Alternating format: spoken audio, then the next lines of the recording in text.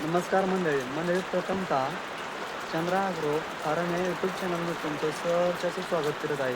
तर मंडळी आपण शेळीपालन करतो. शेळीपालनमध्ये महत्त्वाचं म्हणजेच शेळ्यांना गव्हाणीसाठी खर्च येणारा. आपण शेळीसाठी खर्च करतो, त्यानंतर शेळी आणण्यासाठी खर्च करतो, त्यानंतर चाऱ्यावरती खर्च करतो आणि त्यानंतर तो चारा त्यांना व्यवस्थितरित्या खायला मिळाला पाहिजे त्यासाठी खर्च करतो. तो म्हणजेच गव्हाणीसाठी.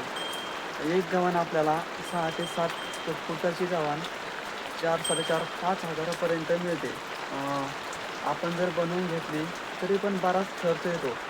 पण आपण एकदम झिरो बजेटमध्ये, झिरो आणि हो ऐकलं बरोबर ऐकलं तुम्ही, झिरो बजेटमध्ये घरच्या घरी शेळ्यांसाठी गव्हाण कशी बनवायची जेणेकरून आपला जो काही चारा आहे तो वायाला गेला नाही पाहिजे आणि व्यवस्थितरित्या शेळ्यांनी चारा खायला पाहिजे. तर लाकडांपासून आपण गव्हाण बनवलं आहे एकदम सोप्या पद्धतीने आणि झिरो बजेटमध्ये आपण ती गव्हाण बनवलं आहे. तर चला तुम्हाला प्रथमतः गव्हाण दाखवतो आणि त्यानंतर सांगतो कशी बनवेल आहे.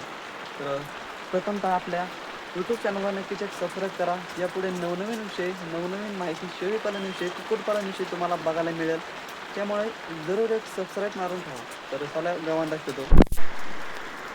तर ही बघतो आपण गव्हाण. यामध्ये आपण ज्वारीचा कडबा तोडून टाकेला आहे. आपल्याकडे कुट्टी मिशन नाही. बऱ्यापैकी शेळ्यांनी चारा खाल्लेला आहे आणि निवांत बाहेर पाऊस चालू आहे त्यामुळे उभा आहे. अशा प्रकारे आपण गव्हाण केली जाते. मंडळी तुम्हाला महत्त्वाचं सांगायचं म्हणजेच हे काय जे पिल्लू दिसतं तुम्हाला, हे पिल्लू, असे पिल्ले आपण नवीन गव्हाण जर बनवून घेतली, जी काय लोखंडाची जी हाय गव्हाण आपण त्या गव्हाणीला म्हणतोय, मोठमोठ्या शेळीपालनच्या शेडमध्ये त्या गव्हाणी राहतात.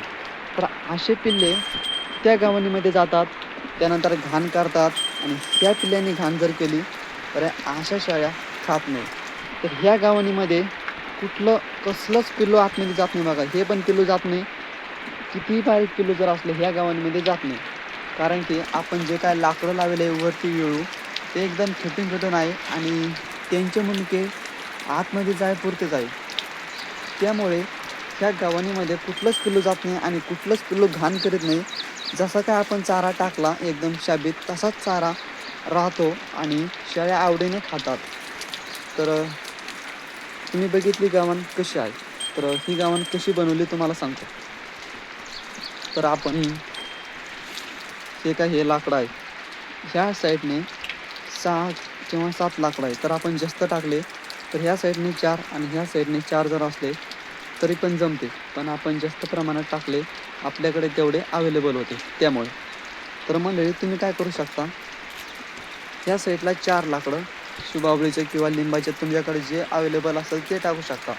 त्यानंतर पलीकडच्या साईडला 4 लाकडं टाकल्यानंतर हे लाकडं तुम्हाला तुमच्या जमिनीनुसार, तुमच्या जमीन कशी आहे, काळीची, भुरमाटी, खडकाची, त्यानुसार रवून घ्यायचे. एक साईडने 4, दुसऱ्या साईडने 4. त्यानंतर आपण बघतोय ही काय ताडपत्री आहे, ही ताडपत्री खालची, ही ताडपत्री आपण येळू लावेल आहे. बघा, अखंड येळू आहे. आपली जेवढी गव्हाण आहे तेवढा एक येळू ह्या साईडला आहे आणि तो एक येळू दिसतो त्या साईडला एक येळू. तर असली ताडपत्री लावेल आहे. बघा, ही ताडपत्री त्या ताडपत्रीचा खर्च तुम्हाला येणार आहे. ताडपत्री जर लावली तर कितीही वर्ष तुम्हाला या गव्हाणीचं टेन्शन नाही. कारण की भिजत की नाही आणि लाकडं खराब होत नाही. तुम्ही गोण्या पण शिवून लावू शकता. त्यामुळे तुम्हाला मी झिरो बजेटमध्ये सांगितलं. तर ह्या ताडपत्रीला आपण स्क्रो पण मारू शकतो येळूमध्ये, पण आपण स्क्रो अवेलेबल नव्हते त्यामुळे आपण तारच मारले. ताराचा बी काहीच प्रॉब्लेम नाही, कारण की एकही पिल्लू आतमध्ये जात नाही आणि ताडपत्री काय लवकर फाटत नाही. बघा, शेततळ्याची ताडपत्री ही आहे. तर ह्या साईडला एक येळू आणि त्या साईडला एक येळू, अखंड येळू खालच्या साईडला लावायचे. त्यानंतर येळू दोन्हीकडून व्यवस्थितरित्या ताडपत्री बांधून घ्यायची आणि मध्ये झोळणीसारखं करायचं की त्यामध्ये आपल्या पिल्लांनुसार, शेळ्यानुसार आपण खायला किती टाकणार, आपल्या शेळ्या किती आहे त्यानुसार असं त्याला झोल सोडायचा की चारा त्यामध्ये व्यवस्थित बसला पाहिजे. त्यानंतर ह्या बघा, त्या ठिकाणी 4 बोट किंवा एका ठिकाणी 5-6 बोट, येळू थोडा वाकडा आहे त्यामुळे 4 बोट आपण अंतर ठेवेल आहे, जेणेकरून जे काही छोट्याले पिल्ले आहे ते खालून खातात, मोठ्याले शेळ्या त्यामधून खातात आणि त्यानंतर वरती 2 येळू लावेल आहे म्हणजे लाकडं, याच्यावरून शेळी आतमध्ये जात नाही. ह्या अशा व्यवस्थेने तुम्ही 0 बजेटमध्ये गव्हाण बनवू शकता. ही एवढ्याच बघू शकता, एवढ्याच अंतराची जर गव्हाण घ्यायचं म्हणलं तर मार्केटमध्ये तुम्हाला सांगतो कंप्लेट 10 ते 12 हजार रुपये फिक्स लागेल. कारण की ही गव्हाण असेल 15 फूट गव्हाण आहे बघा. त्यामुळे 0 बजेटमध्ये आपण घरच्या घरी गव्हाण बनवलं आहे. फक्त तुमची मेहनत लागेल आणि आसपास बांधा बांधून येऊन आणि वड्या नाल्याहून आपण हे लाकडं तोडून आणलेलं आहे. त्यामुळे तुम्ही पण अशी गव्हाण बनवू शकता. अशा प्रकारे आपण गव्हाण बनवलं आहे. या साईडला आपण असे लाकडं लावले बघा. शेळ्या बघा कशा चारा खातात. जे काय छोटे छोटे पिल्ले ते खालच्या पिवळूतून खातात आणि या मोठाल्या शेळ्या आहे, ही 2 शेळ्या आपल्याकडे मोठाले आहे ही एक. तर त्या ठिकाणाहून खातात म्हणजे दुसऱ्या भागातून, म्हणजेच पिल्लांना पण खायला सोपं आणि मोठाल्या शेळ्यांना पण खायला सोपं. तर तुम्हाला इथून पुन्हा दाखवतो, बघताय तुम्ही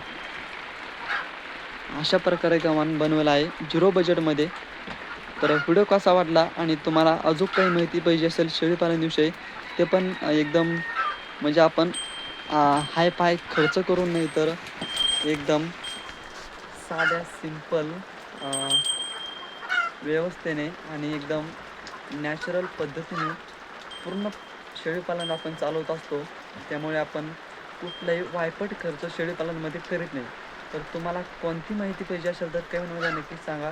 शेळीपालनाविषयी, प्युअर गावरान कुक्कुटपालनाविषयी तर नक्कीच विचारा. पुढचा व्हिडिओ आपण त्याच्यावर बनवू. तर व्हिडिओ आवडला तर एक लाईक करा, चॅनल नक्कीच एक सबस्क्राईब करा. धन्यवाद.